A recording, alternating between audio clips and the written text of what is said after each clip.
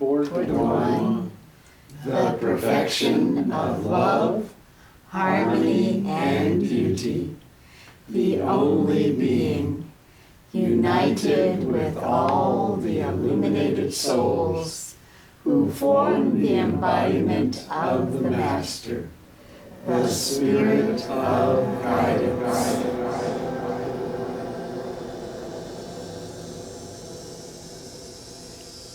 Hello there. It's me, Dandelion. It's the solstice time again.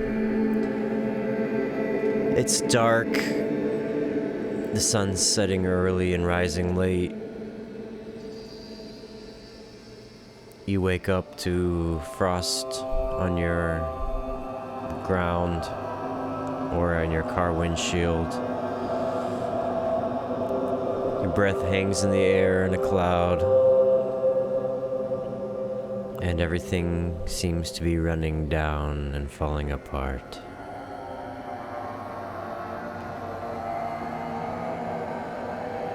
Hopefully I've got a remedy for that.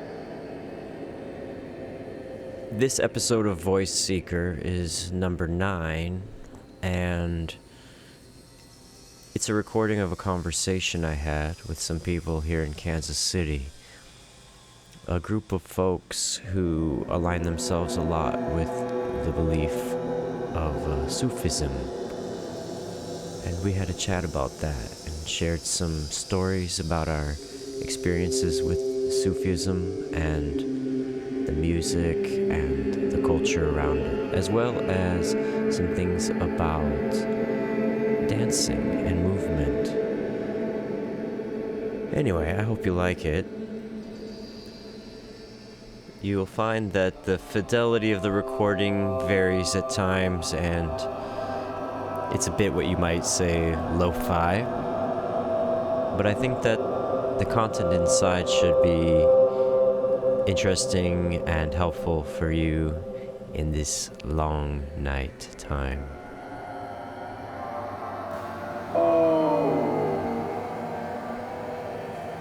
Dandelion, Blake, Yes. and Clover, and I'm Marty, Kraft, and I'm Joel, Kraft. Tom. Amy. Jamil, not Kraft. Crafty. Vernisa. Bahima. Yeah. Okay. So, I don't know how we're going to do this, but I invited Dandelion, as I remember him from last reserves, and he seemed to know things that didn't come from this country and have a little bit more depth on the Sufi tradition from other places. And so I was hoping that he would come and share some stories, and he asked that he might record what we thought about Sufism. And he's got a podcast he does. I don't know, a little big, I don't know what it is, but I don't know much about podcasts. But so I think we should assume that each one of us is in contact with the source. And so what we feel like we need to say, we can say it when we need to say it. And so I think I've run out of introduction. I guess we could start with a song that I've learned a lot of different songs in my journeys. Let's see, maybe I could play something that I learned from my friends who are in Turkiye right now. I have a lot of friends who are in Konya right now, and I've seen. Let's see, maybe I can put this. Yeah. On this. There we go. So yeah, I have a lot of friends who are in Konya right now, and I've seen so many video clips of them having sema and meshk, and dancing all night together, and I really miss it. And I love them, and I love that experience. And it was a road to get to Konya. I'd never heard of it before, a few years back, but I think I'd like to start with a song that I learned from some of my friends. Let me see, I gotta get my sheet, get the music out. I'll do this song. So I played a song the other night that is a very dear song to me. It's from Yunus Emre, but I think this time I want to do right now this one. I got the text from my friend Leia.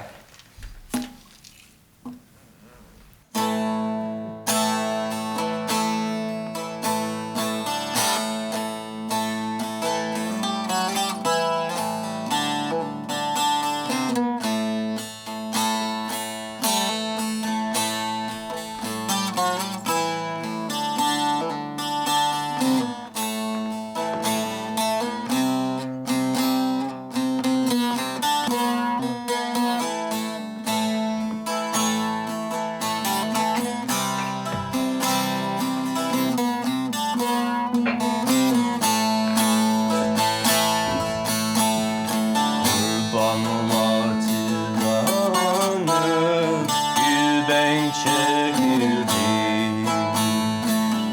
Kurbanlar tiğlanıp yüben çekildi. Gaflet uykusundan uyanıp geldi.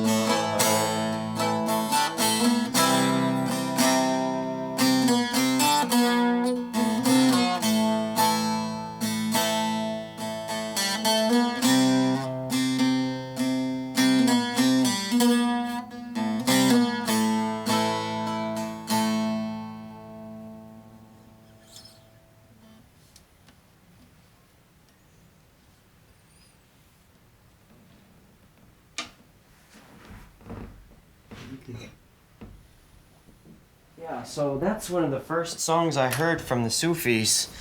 I guess I'd heard of Sufism.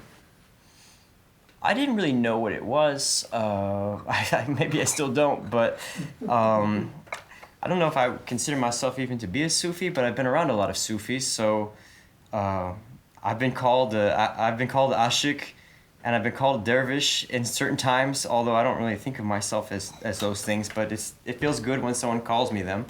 Ashik Dandy, a lot of my Turkish friends would call me sometimes, they call me Ashik Dandy, and I remember being in Konya and people were shouting at me, dervish, dervish, and well, I'm not saying it.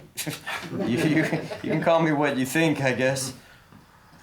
But I don't really feel like I'm an ashik or a dervish too much myself, because I don't feel that serious. But I'm serious about learning, and this world has caught my attention so much.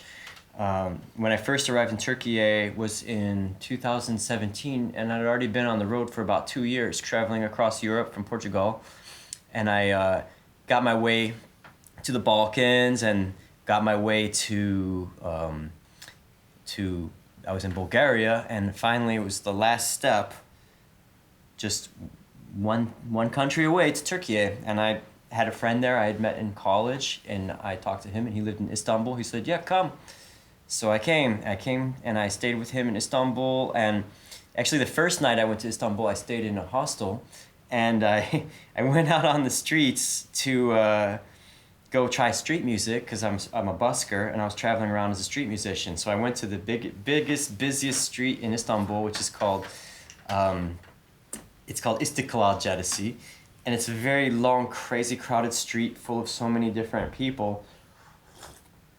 There's people selling roasted chestnuts and nargile, this hookahs going, and roasted corn, and women screaming and crying to feed their baby, the same one every day. Always, like it's a crisis every day. Like a very good performance of a crisis because it happens every day from the same person I would see. Children playing very badly on purpose on a melodica, so you would feel more sorry for them because they didn't even play well. All kinds of folks. I have a question to you, because I've been to these places. Is that area in the Asian part or the European part?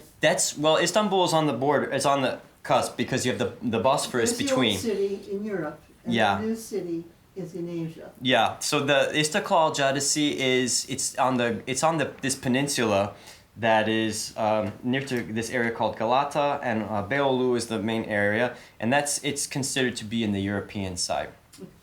But it's because there's actually like 3 lobes that come together, and then across. So there's another river, and across that you have all where the Sultan Ahmet and the Blue Mosque and everything are. Oh, the Blue Mosque. And the Blue Mosque is Sultan Ahmet, they call it, and then there's also the Hagia Sophia, or what was the other name? I forget.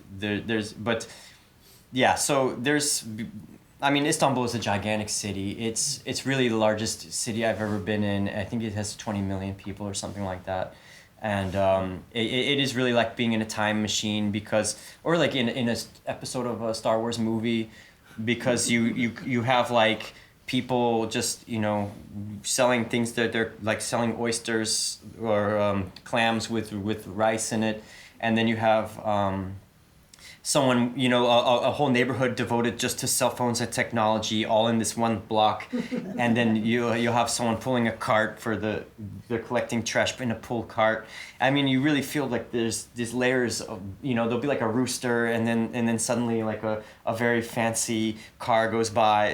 There's everything just jumbled together, and that's Istanbul. And it's the crossroads of the East and the West, and it's the gateway to the Silk Road, and a very inspiring city for artists, and I think it's the greatest city I ever saw. And I've been in New York and London and Paris, and I think that Istanbul struck me with the most raw power of energy that I ever felt in any other city.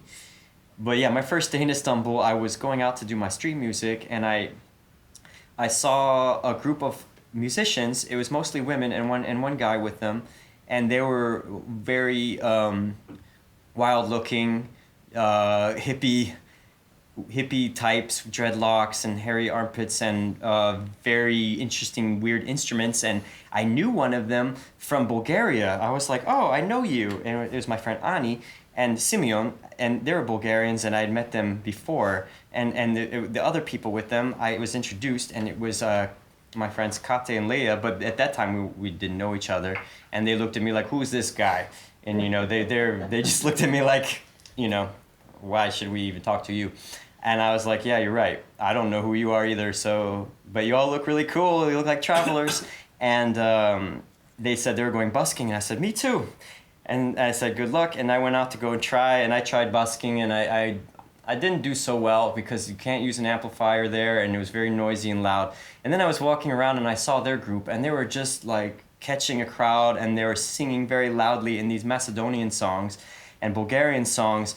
And it was just so powerful, and I was like, wow, they're really good. They're really good. Like, how am I going to ever be a street musician in this town when there's people like that?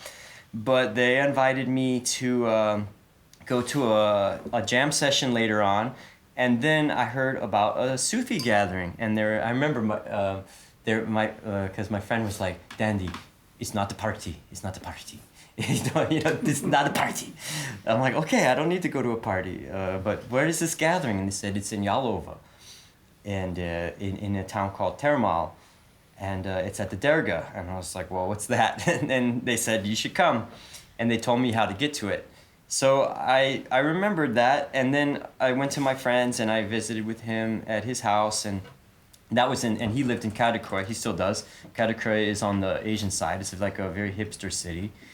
And I thought, okay, like I gotta check out this derga though. So eventually I decided, okay, I'm gonna make my way. So I found my way to Yalova. I took a ferry boat across the channel. It was, I don't know, about a 2-hour ferry ride, I think.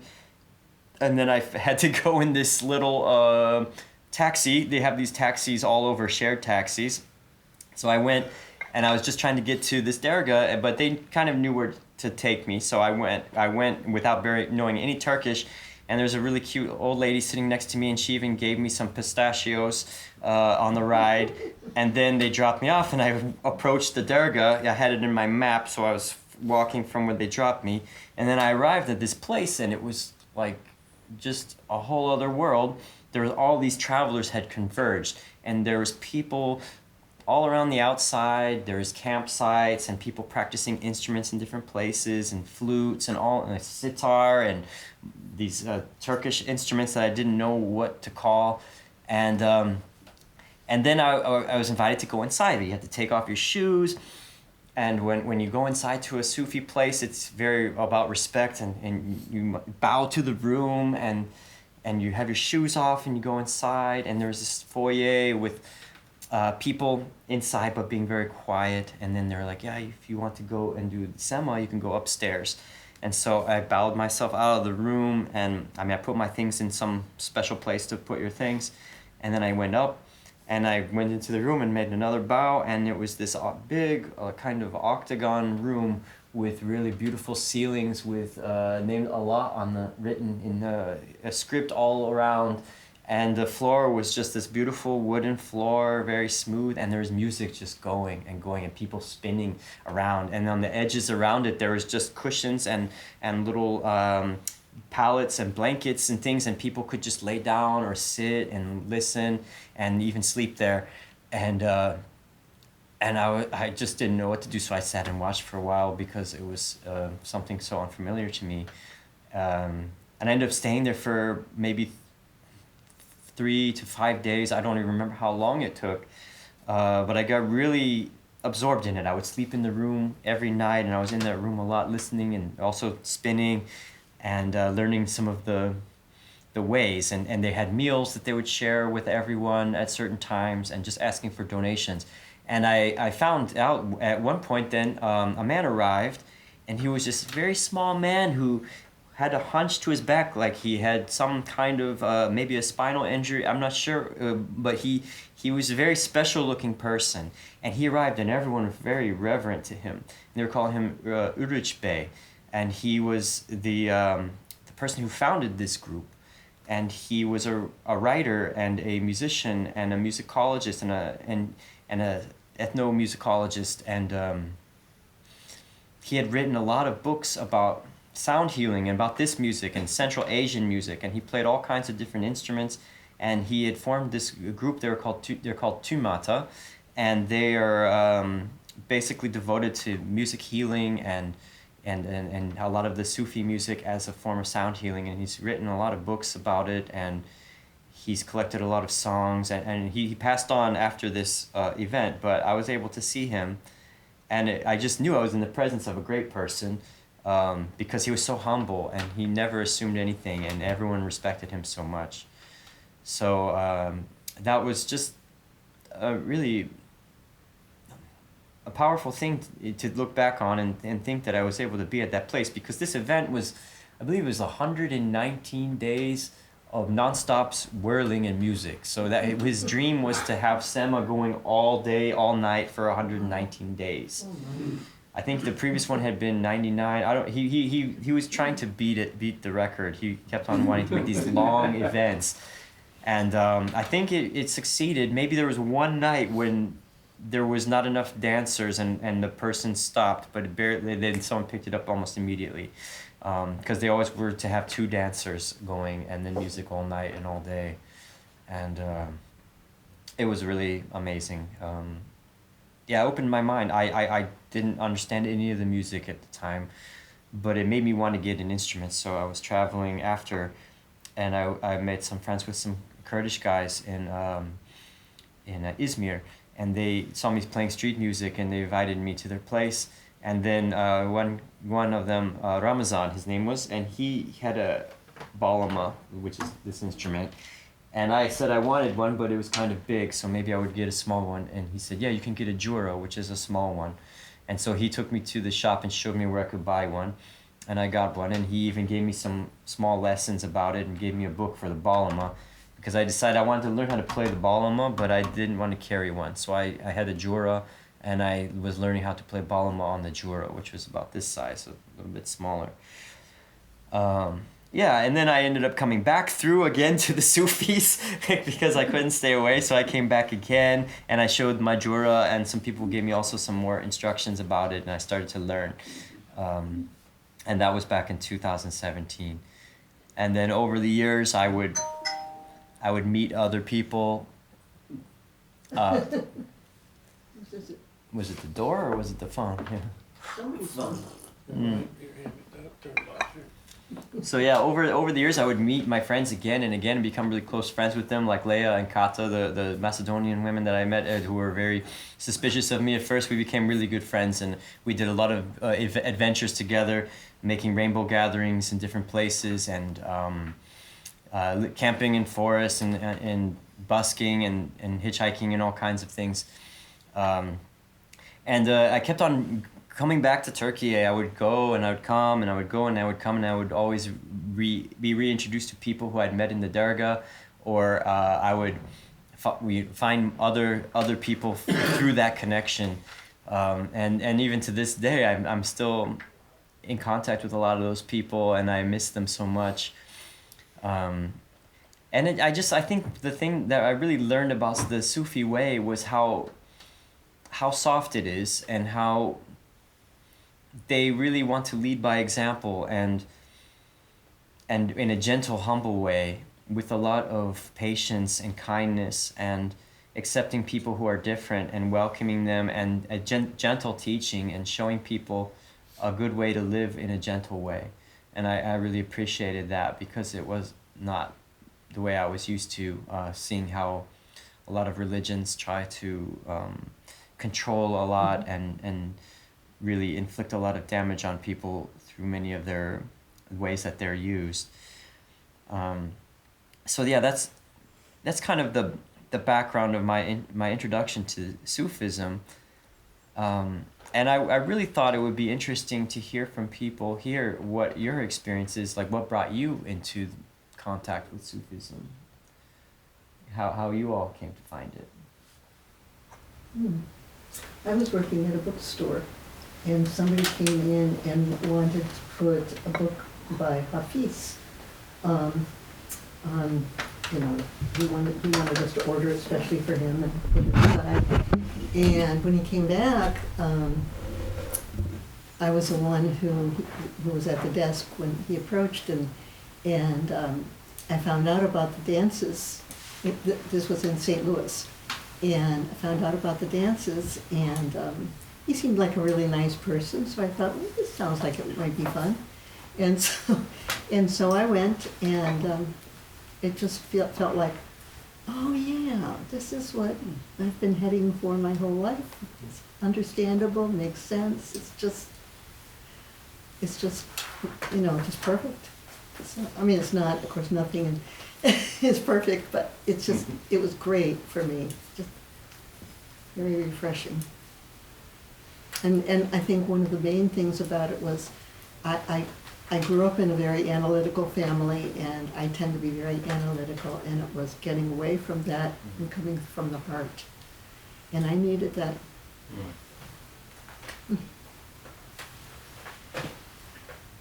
We have people here too that you could ask. Does anyone in the computer land want to share how they encountered Sufism?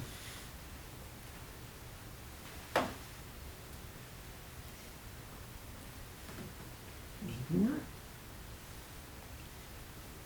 This is Scott. Is the sound on? I don't know.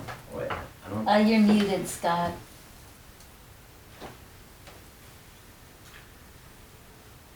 Bismillah. Well, it's not simply Sufism, is it? Because it comes down to having a presence, a living presence within us, which is tied to life, livingness, and everything that we sought from our earliest memories. So we just, you know, we find destiny. And I was just thinking about this, how destiny is simply, in some ways, a space that we allow our hearts to wander in. And we find ourselves drawn to others that are in this space. When we find them, we share the glance, maybe, is the way to look at it. We share the glance, and we find our way. And because it has a name, it's nice and looks cool and everything like that. But you know, it's so much deeper. It's so much a presence of light that is consciousness itself, and we're all growing in that.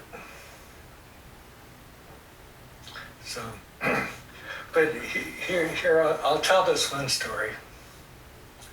So this must have been 1977. Okay, I was working as a piano tuner. And I worked at a place that was down in Kansas City off Broadway and 39th Street. And they sold pianos and delivered pianos, and there was a fellow there who we'd party together. And we'd play chess, and we'd shotgun beers, and we'd smoke reefer. And it was a lot of fun. And so here we are tumbling out of his place one time, and I look over to like in one apartment building away, and I see this fella there, and he's being followed by maybe 6 or 8 other young people. And he was the tall one, and he's wearing a long black coat. And we just kind of connected, eye to eye. And, well, that was fine. And it wasn't until many years later that I met this person again. And it had turned out that they'd had a little, like a Sufi conca or something. Was it on Cherry Street, Marty or Rahima? Over there on Locust. 39th Street? Yeah, 41st and Locust. Yeah, 41st and Locust. Yeah. And so here, years later, I know exactly who it was that I connected with eye to eye, and it was our Sheikh Ferdowsi. And I just thought that was a funny coincidence to have happen. But yeah, you meet people. You're so right about that. And I'm glad to have heard your story and your sharing. That's remarkable. So thank you. Thank you. Anybody else in the room? You mentioned Ferdowsi. And sometimes someone will say something and it resonates and you never forget it. But I remember out at camp, it was our camp, Ferdowsi saying the only sin is to forget God. And whenever I hear his name, I hear him saying that. So, but, not to get complicated, but I see Sufism as sort of the religion of the soul, right? Of the heart, and it's just not part of the rational traditions that we all grew up in, right? It starts with experience, and it mines that experience, and I remember your first experience yeah. when I dragged him, when Laudin and Sarmad came to Omaha and did a Rumi festival there. They'd come pretty regularly, and I was kind of peripheral to that. And Tom brought him to one of those. And that was in Omaha. And then when we moved here, we almost lived down the street. Yeah. And I got connected to I was at a Unity church, and I was doing some other sacred dance.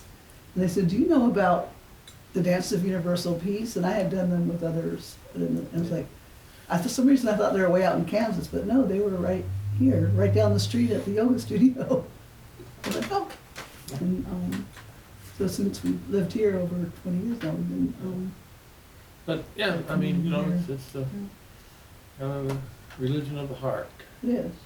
It starts with that experience, and No, I think it was a religion so much as a path, or. Yeah. yeah, religion is kind of a Yeah. not good Word. Well, it's got some negative connotation to And the dances of universal peace, what is that? So Dances of Universal Peace were brought forth by Samuel Lewis back in the 70s, and he was going to dance with the hippies. And kind of the basic concept was, if you can walk, you can dance, and if you can talk, you can sing. And started doing things that are more meditative, embodied prayer. And they have evolved and mutated hugely, through the years, and spread far and wide, and that was his intention. I think the most thing I remember him saying when I read something about him was, "These dances are getting out of control," and that's good. You're totally out of control, and That's good. I love the dances, and that's, I guess I came in. I came in on the music. I read Loudon Matthews, the listening book, probably, I don't know, in my late 20s or something. And then he had another one that he wrote, The Musical Life, and the time I didn't, I mean, I was on the path, but didn't really know it until probably I was in my late 30s. And Mrs. Deb Jennings had something to do with also introducing me to some Sufis in Omaha. Yeah. And I was first introduced through Dances of Universal Peace in Omaha, and Alaudin was leading them. And that was in the early 90s, and then it just continued from there. All these years later. Yes. So are there chapters of this, I don't know what to call it, movement, I guess? Are there chapters all around? The dances? Well, here, here. The dances are actually now global, and there's people who are spreading them.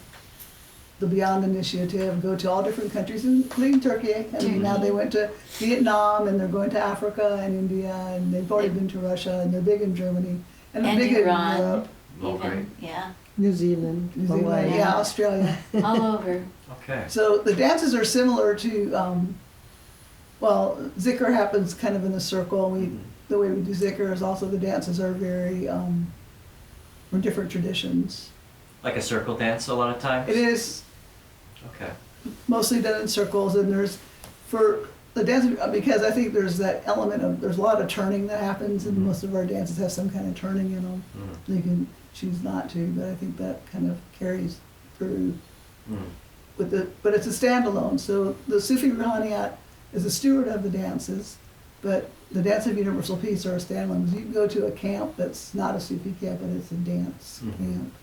Although you'll find Sufis involved in almost all of it. Yeah. But also it's not a closed, it's not a Right. club like that. We have an Ozark Sufi camp that includes dances. And the next one will be Memorial Day weekend. And it'll last 5 days, and it's at the Lake of the Ozark State Park. Mm. That would be a good place to see a lot of Sufis dancing. Mm. Yeah, And the dances, yeah. yeah. A lot of dancing happens in those camps, like morning, noon, and night. But maybe not 24 hours a day for Well, 119 days. No. I guess it could be a goal, but for a short period of time, maybe. Yeah, I mean, I feel like there's something special about the dancing that it is very therapeutic and healing, and so many of these cultures have different dances that people do together to a circle dance, like kolo dancing or horo dancing, or there's a lot of also in the Middle East people doing these dances where they even put their pinkies together, move in different ways, and also in Greece, and yeah, there's so many different forms, and people get a lot of oxytocin from interacting like that. Absolutely. And you feel really wonderful after. You feel heard, you feel seen, and you connected with one another. Yeah, I really enjoy that. I'm guessing that most of us in this room came through the dances to Sufism. It was just such a complete opening to dance together in the way that Samuel Lewis, who founded the Ruhaniyat order, did the dances. Then we learned more about Sufism, that it was kind of through that door. And I think probably all of us were seekers, and we've gone through our various. I did Zen sitting for about 10 years, and it was a yoga instructor that invited me to a dance, and so my settling place was Sufism. But I went through a lot of different things. You came through the door really of, and the name is escaping me. Gurdjieff. I came through the door actually through yoga. I think before anything, I had already, unknowingly, I had exposure through like Paramahansa Yogananda and Ram Dass, and those people were all Sufi connected also. Yeah. And so I think it was kind of, but it was wasn't picking up on it until I was ready to pick up on it. Yeah. Mm-hmm. But it was in my when I'm going back and looking in some of the circles, it was there already. I think, Rajneesh, and they were considered almost form of Sufis and Right.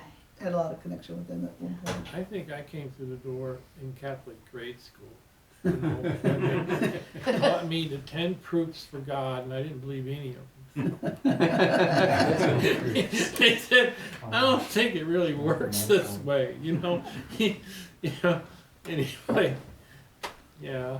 They threw you out for good They reasons. did. I know, they did. He was a heretic. Yeah. I mean, I guess the Catholic Church has its share of mystics as well, like Thomas Merton. Absolutely. And the mystics, I guess the mystics are always popping up in all the different religions. You know, and I think they You can't proceed. keep them down. They man. precede all the religions. They just become absorbed Right. into whatever. And I think, yes, you know, all the mystics have Mm. been forever. Yeah, Like all so the it's that prophets were really inclination. mystic. Yes. Yeah. And they just get absorbed wherever to survive. I want to tell Joel something. I watch Joel's kids after school one day a week, and so from the back seat of the car, Oscar said to me, "Is Alice a Sufi?" Alice is Joel's stepsister. And I thought, Your daughter. He's concerned about Alice's soul. I said, no, she's a Presbyterian, and I knew that this was going to be a conversation. Oscar is 6, so he's just trying to figure out all of this. And he said, what's a Presbyterian? And I said, well, a Presbyterian, I didn't give him the river runs through it. A Presbyterian is It's a cocktail. a Methodist who can read. That's what they said in the river runs through it. But I said, they're a Christian. What's a Christian? Somebody who believes in Jesus Christ. Huh? Well, you know, like some people believe in Buddha. Huh? I know this is going to be a be continued conversation, but you know, For this is Oscar has only been exposed to Sufis. And so this whole idea, and then at one point I said, well, you know, there are a lot of religions and I'm not giving you all of the details right now. And he said, what's a religion? And so this whole idea that this innocent soul has come through the door of Sufism and is trying to sort out sort of the only has to ask one question, and he's caught in the demarcations of division. Yeah. I mean, my first time in the Durga, let's see, I met an Australian named Martin who had just flown in from India, and he had only with him his clothes that he was wearing and a blanket and maybe his passport and a wallet. That was it. He had no other things. It was like he had this ecstatic experience in India, and he just came with a blanket and his clothes that he was wearing, and a very like maybe a wallet and a passport. That was everything he had with him after India. And then that same gathering I also met my friend Fuji, who had spent a lot of years in Thailand and studying with Zen Buddhists. Who years later, I was staying with him at a Zen monastery, not a monastery, but like a little retreat in Serbia that he was tending to. And we did some silent meditation sessions there with some groups, and also made some great music.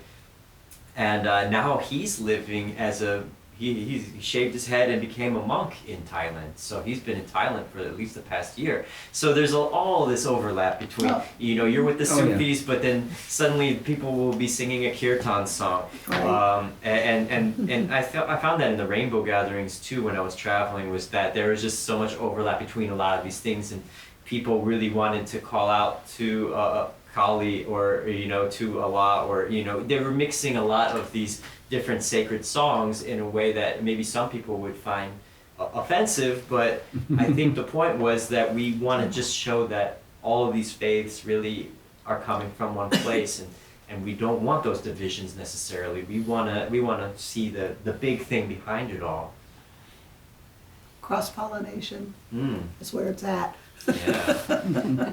You're right, like, cause like when people breed animals and then those dogs that are overbred, they're very, very fragile and they don't survive. But then the mutts, the ones that are mixing all over the place, they're very robust and they will survive anything. So there is something about the cross-pollination when you try to keep everything out and when people try to, you know, I mean, you've seen with those families that think that they're royalty and suddenly they all start looking a bit weird because their bloodline has just been among itself.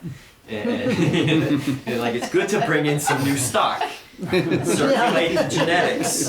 Well, I can see kind of a whole movement towards inclusivity in many communities, and we do the dances within the Buddhist community. We're doing dances, and there's a progressive Catholic community that embraces the dances and turning, and unity churches are very open to. I do things with them with sound immersions and sound healing and Reiki circles and yoga and all kind. And just I think it's been around for a long time. I think I'm now maybe seeing it on a bigger, where it's like more mainstream, and it's not surprising to anybody anymore. Well, now we have that technology. I guess, I mean, I remember encountering that book, Be Here Now by Ram Dass, when I was a teenager. Mm-hmm. I saw it at the Barnes & Noble, and I was like, what is this book? This is, what is this? And I got it, and I was just trying to understand what all he was talking about. But I guess when that book came out, there was no internet. So something like that appearing in a bookstore, it blew my mind, and it was at the beginning of the internet then. But now we have access to all of these different channels and all kinds of information, and it's almost boring how much information there is. It's like people are over, it's like being full at a buffet, you know, you just, even then the delicious thing comes out that you didn't try and you don't have any more room to eat it because you're just so stuffed with the potato chips or whatever it was. Right? Is that why they always bring out the rolls first, or at the Mexican restaurant they always have the chips and salsa, and then by the time you get your meal, you have a lot of leftovers. Are we doing a dance? Yeah, let's do it. Oh, I thought Joel was gonna sing a song. Oh, we're gonna dance for the song? All right. Song or Okay, let's hear the Dance. song. Yeah. Okay, sing a song. Okay. And then we'll do it again. you want to sit down to sing a song? Okay. Oh, should I? Maybe I should. I don't think you should. No shooting.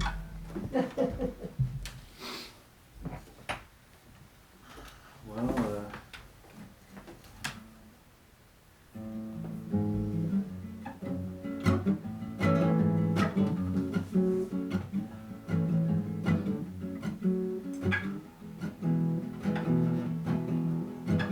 Leave your house of trash and cotton. Put your 3D glasses on when everybody throws tomatoes at your face. Baby, you're a fancy dresser. You're a curator of pleasure from a caffeine carnival in outer space.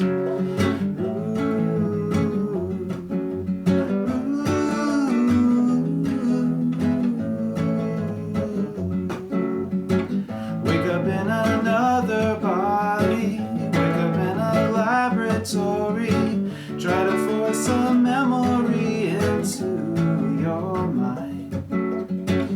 You negotiate the poison, try to keep a flat horizon, try to keep up standing till the morning comes.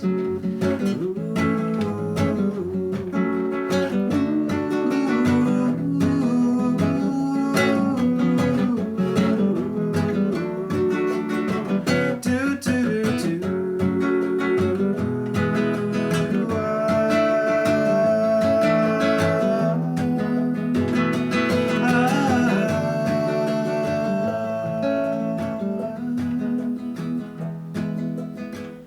There's a wooden castle in the sky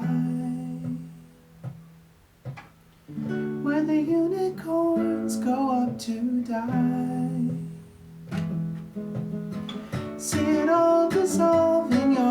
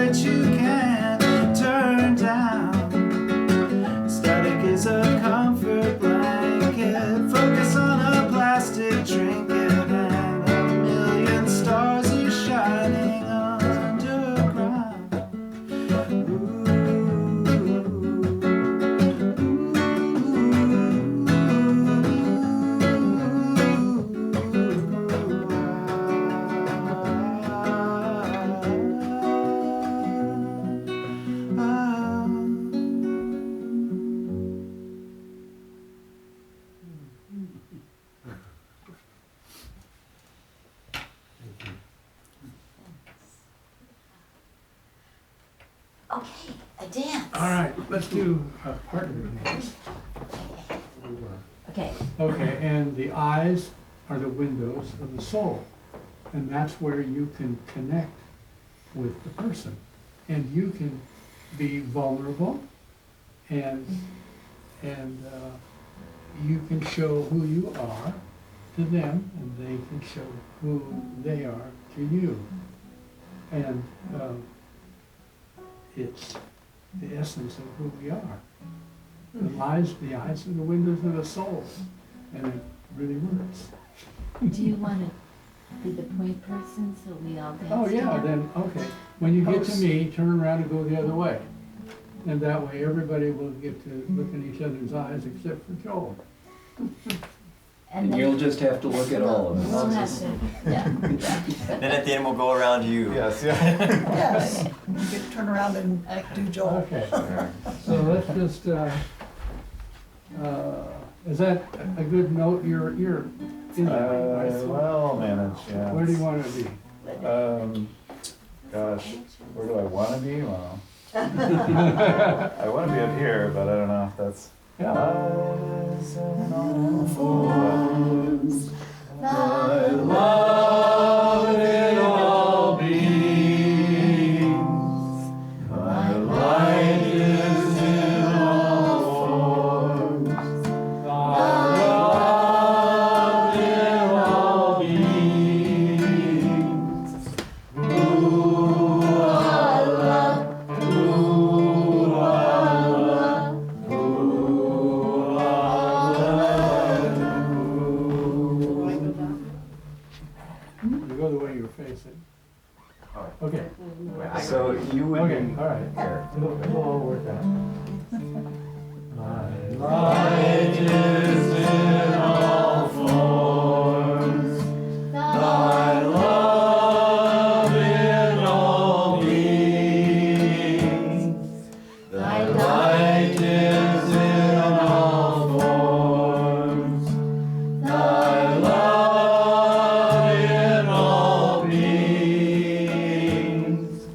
Ooh, Allah, ooh, Allah, ooh, Allah,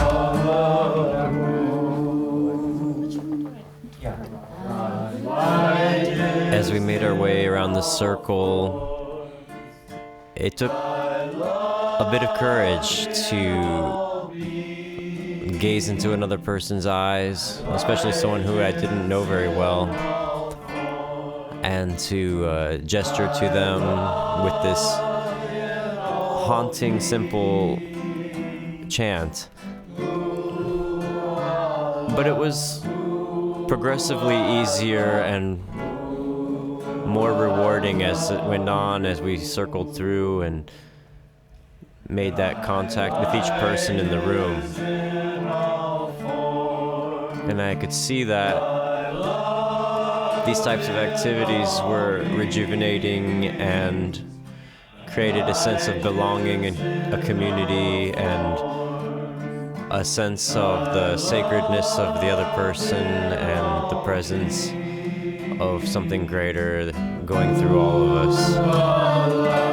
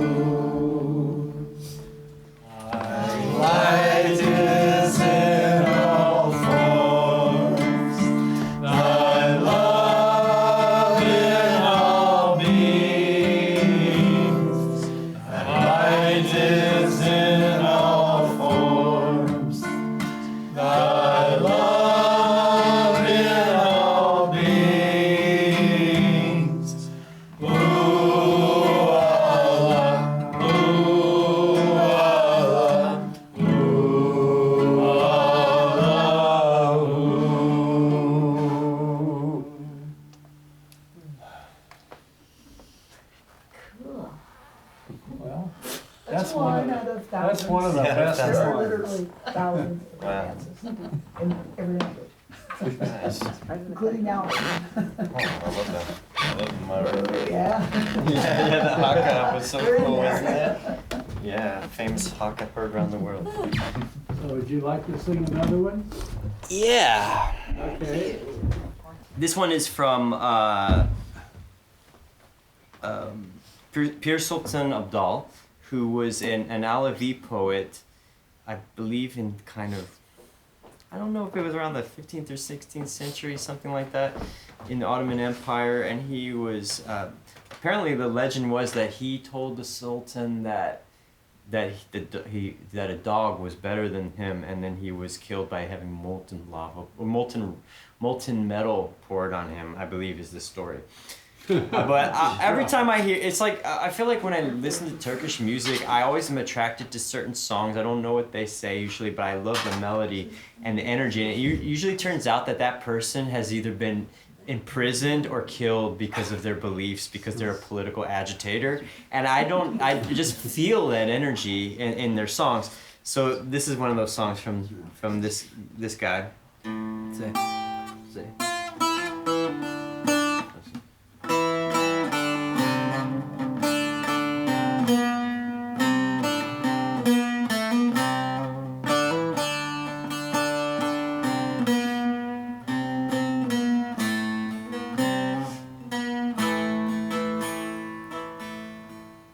Karşıdan görünen hey dost, ne güzel yayla.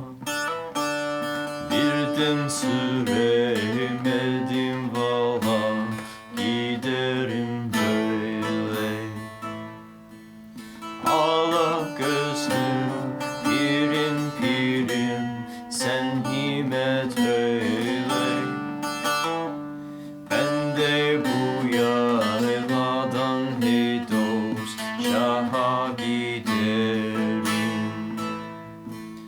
Allah gözlü, pirim pirim, sen himet eyle. Ben de bu yayladan hey dost, şaha giderim.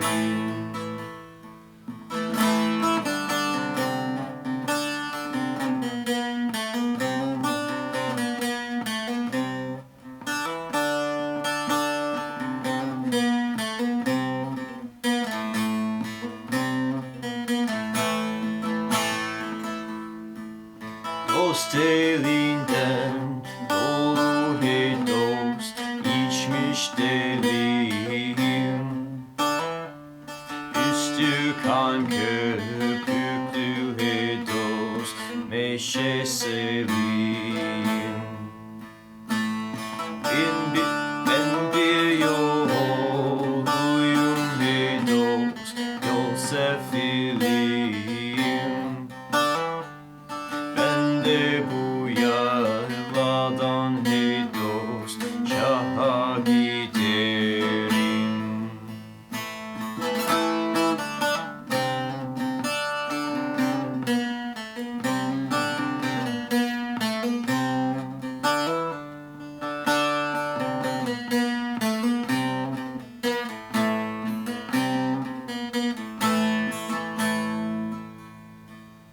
Bir sultan Abdal'ın hey dost, dünya durulmaz. Gitti giden ömür geri dönülmez. Gözlerimde şahı yolundan ayrılmaz. Ben de bu yayladan hey dost, şaha giderim. Gözlerimde şah yolundan ayrılmaz. Ben de bu yayladan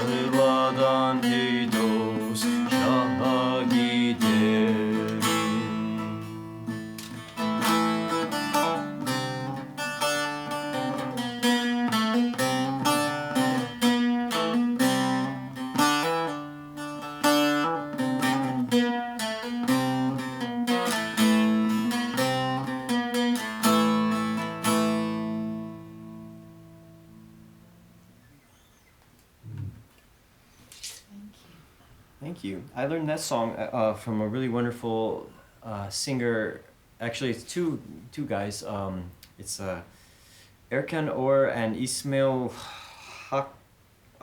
Hakkı Demircioğlu. Ismail Hakkı Demircioğlu. He has a very long name, so it's difficult for me to always remember how to pronounce it. But they sing beautifully together.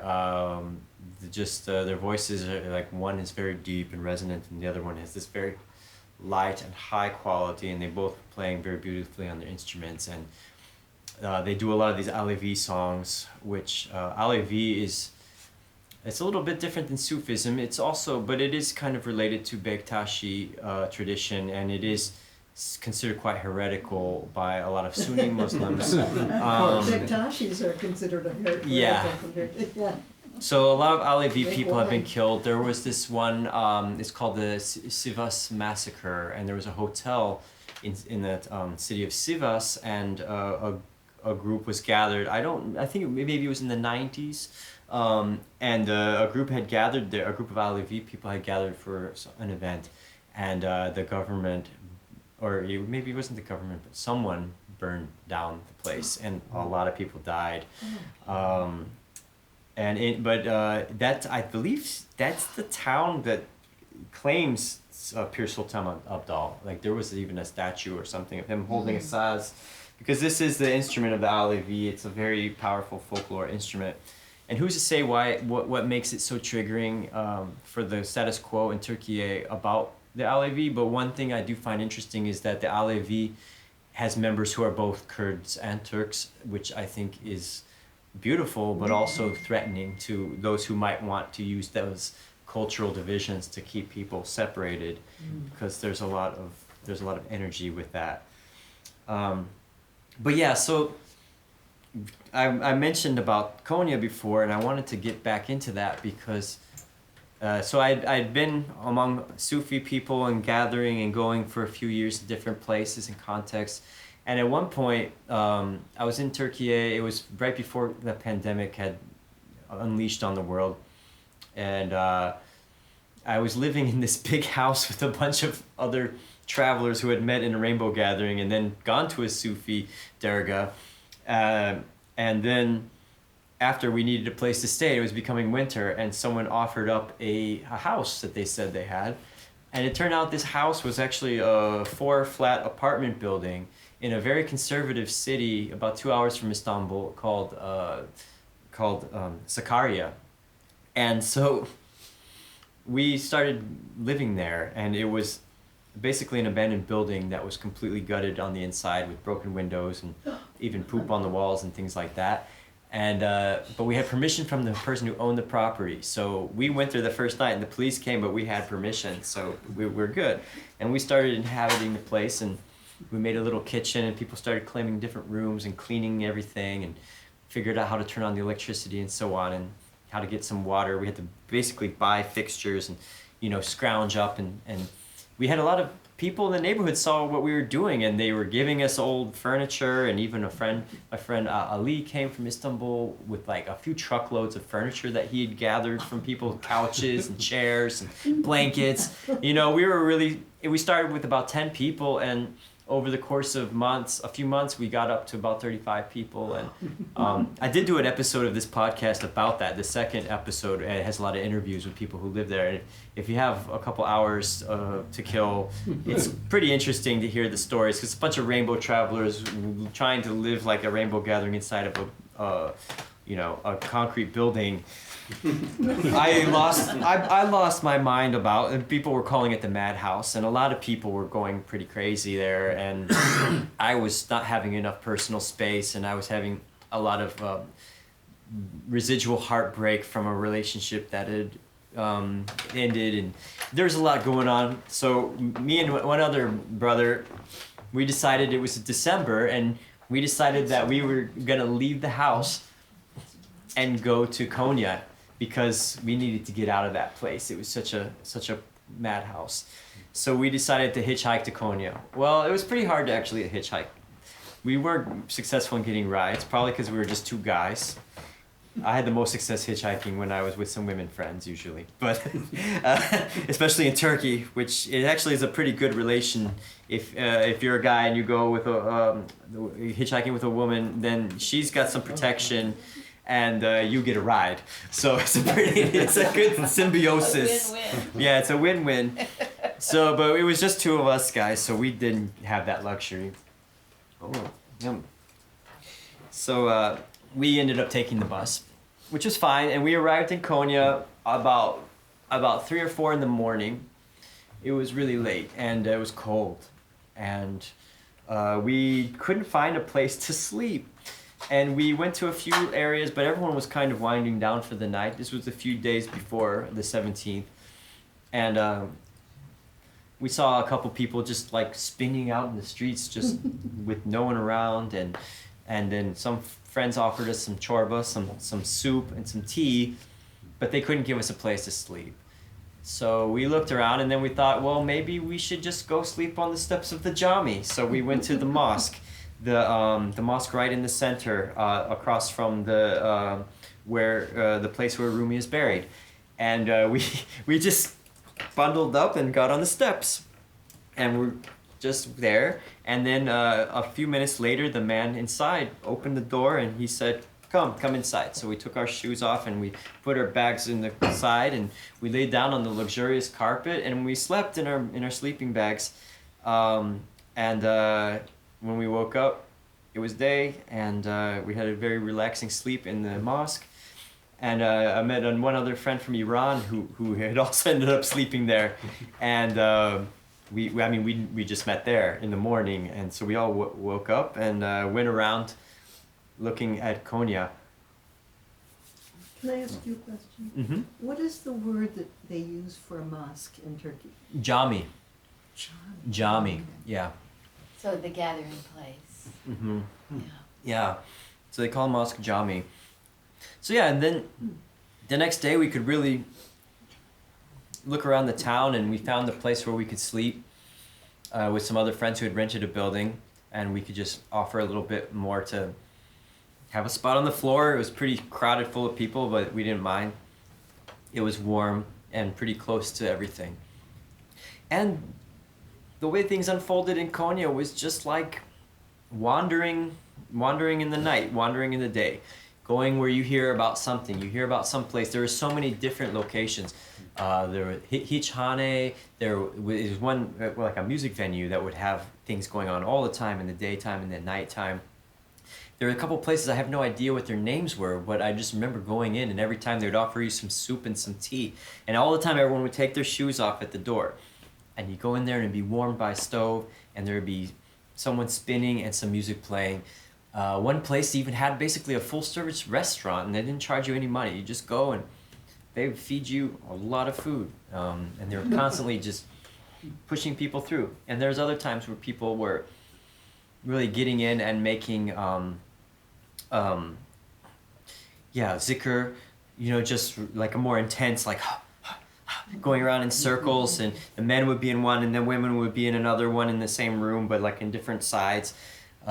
And I was just going around with my jura saz and some traveling clothes. Like I had a jalaba from Morocco that I was wearing, and people would see me and they'd start to call me a dervish because they could tell I was a traveling person, and I would be trying to play music with everyone and joining in when I could in different scenarios. Yeah, there was just so much to see. There was one really nice place outside of that mosque on the side wall of it that I think is famous for these kind of late night jams where people would show up around 2 a.m. and then there would be like a bunch of folks with an Iranian daf, this really big frame drum with a lot of jingles in it, playing it and spinning. And there were so many people from Iran, a lot, and they were just so cute and friendly and so full of emotion to be there. I know that it's very illegal to do a lot of anything related to Sufism in Iran, so I feel a lot of people came to Turkey to experience the freedom to be able to do sema, and for the women to just not have their hair covered if they didn't want to, and to be out as they wished. And To do music. yeah, oh yeah, there's some beautiful, beautiful Persian music. People playing the setar and of course the daf a lot. A lot of times there would be like 10 people playing the daf and one person playing the setar, which was difficult to hear because the setar is very small and quiet, and the dafs are quite loud. So you have 10 people with dafs and one little, unless they had a microphone, it was maybe not a good balance to hear, but the energy was awesome. Yeah, we stayed for a few days, and then the final night, basically everyone's just staying out all night, and just passing the whole night together in the darkness with the calm music. I felt it was such a magical place when you're going out and you're seeing people from all these different countries, and the streets are cold and misty at night, but then you're going into some little corner, and then suddenly you open the door and it's a room just packed with people all sitting on the floor and singing or watching. The dervishes are spinning or playing music or drinking chai, and everyone's just being so friendly and welcoming and generous and hospitable. I wish for everyone to have the opportunity to go to Konya for this event. And you know, Turkish people are very friendly, even if they're not Sufis. Yeah. Oh yeah. I mean, I found that people just were extraordinarily friendly. Absolutely. Especially if you're a foreigner. If you're a Oh, Turkish really? person, if you're a Turkish person traveling around, you have a harder time, as I learned.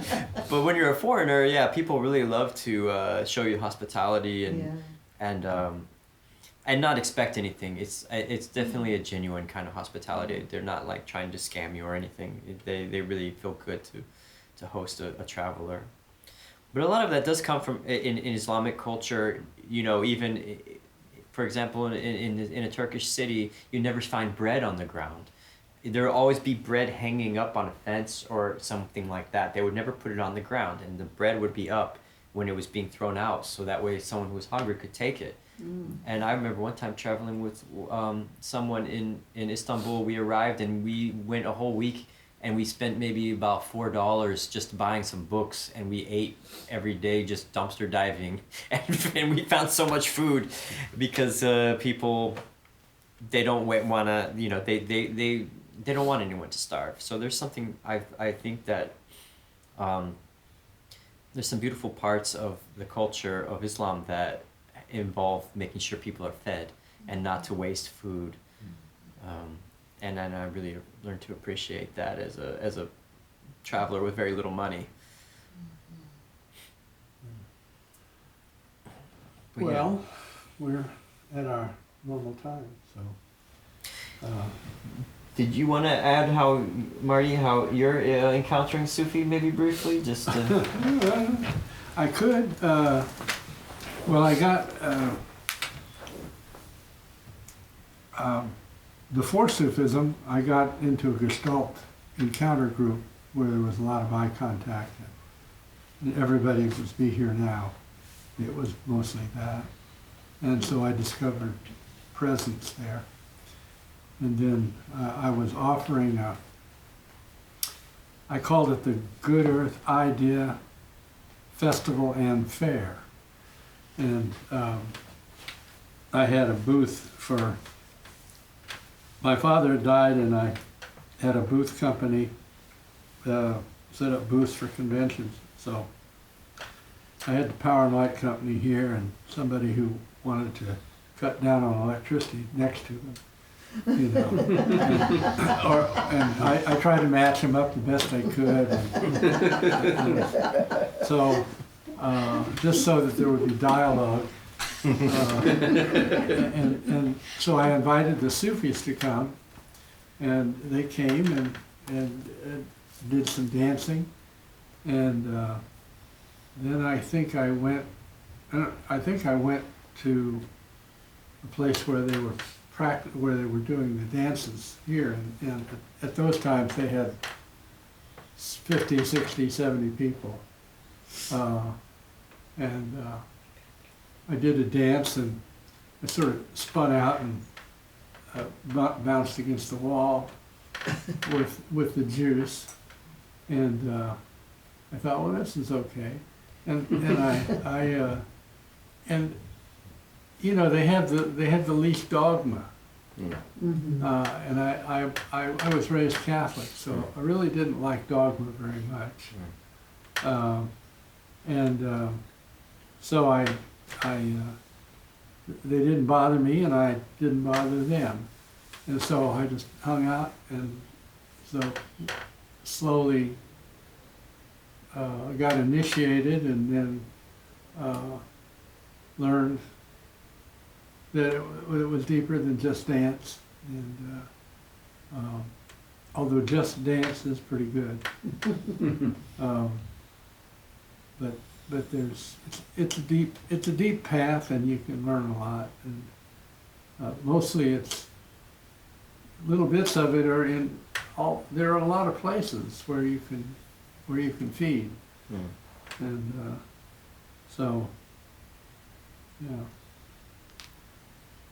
So it's kind of it. And Joel, how old were you at this time? In 1977, I was 1. But I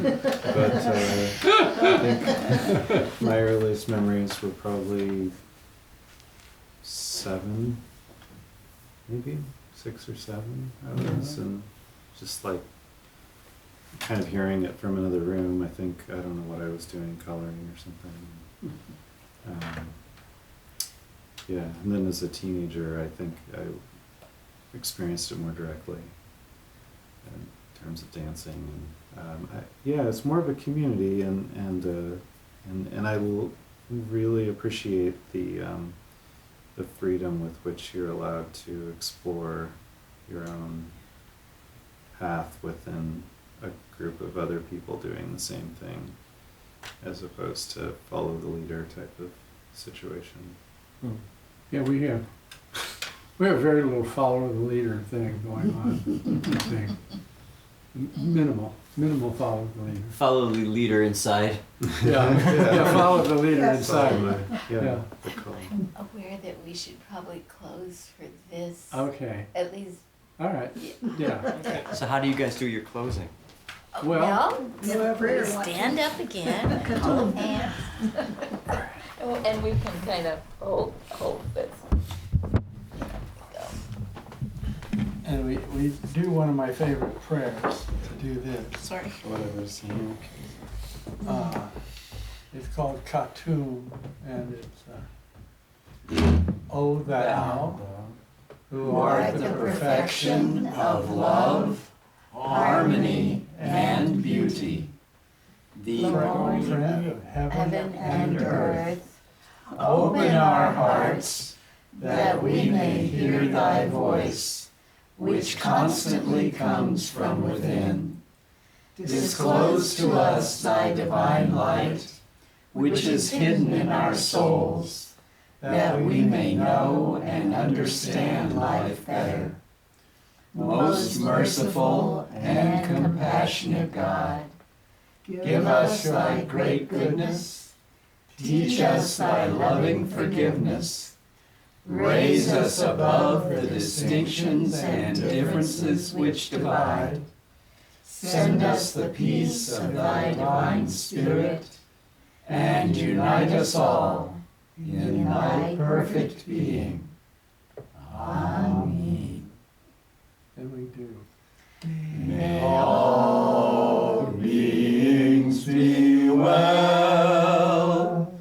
May all beings be happy. Peace. Peace. Peace.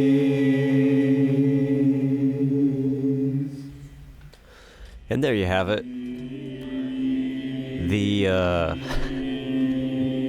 Some beautiful recollections by some folks in Kansas City talking about our encounters with Sufi lore and practices, and more, of course. And that's the end of the episode. So if you've made it to the end, you will receive the special bonus prize in your psychic inbox, which is a giant heart emoji with the prayer hands, and also a the smiling shit above it, and below it there's no, I'm just kidding. It can be whatever you want, but I appreciate it. If you listened to the whole episode, that's cool. If you did listen, share me your thoughts. I would love to hear from you guys, whoever is following along with this podcast. Leave me a voice note. You can do that. You can send me a message on Instagram, a voice message, or even in the Spotify app. So I would love to hear from you, and have a happy solstice and thereafter.